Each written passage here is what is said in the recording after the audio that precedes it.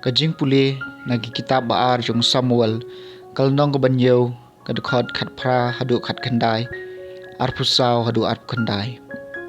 Teu da bed ula lidrung bola syong khmat utrai uong. Uei manga atrai ko blei. Bat ka ei kayeng jonga bamelay lam yanga hadu kat ne.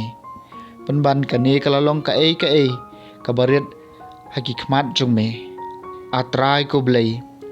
Melakren ru syapang kayeng usyakri jong me na kabanta kalawai kabajalan.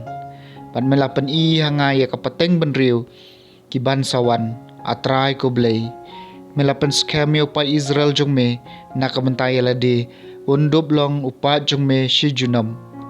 Bat me ko trai melakalalong ublei jong ki. Te menta atrai ko blei. Topen skem junam bhor ya kaktian pamelakren syapang usyakri jong me. Bat syapang kayeng kasem jong u. Bat ule kumba melakren. Hang taya kerteng jong me en sepen kraw junam da kabaong utrai kipat ulong ublei halor ka Israel. Bat ya kayeng kasem usyakri jong me udabet en sepen skem hakmat jong me. Naba mame ko trai kipat kublei ka Israel melapan pawi kane hau syakri jong me da kabaong ngan sepenlong kawai ka kurs iem na kabanta jong pi. Na kane kadaw syakri jong me ulayo jing slur banduai ya kane ka jing duai hame.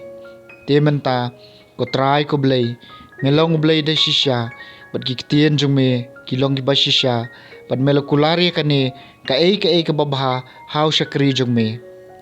To subha namar kata ban karkhu mentai ka yeng usyakri jong me bukan dub yai barbor khmat jong me. Naba mame ko trai ko blei melakren. Bada ka jing karkhu jong me ka yeng usyakri jong me kan long kabala karkhu junam. Kaktien jong utrai.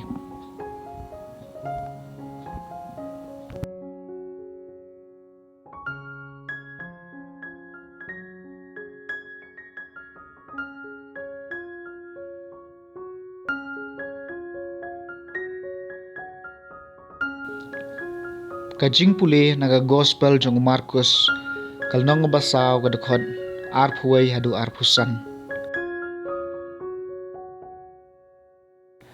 Ujisul ong syu.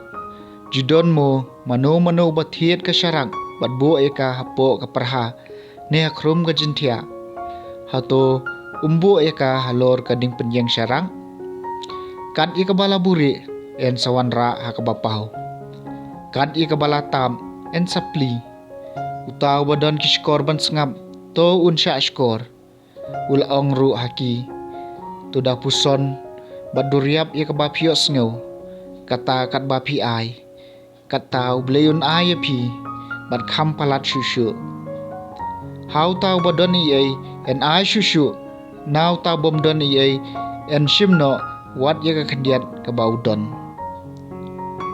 Ka gospel jong utrai.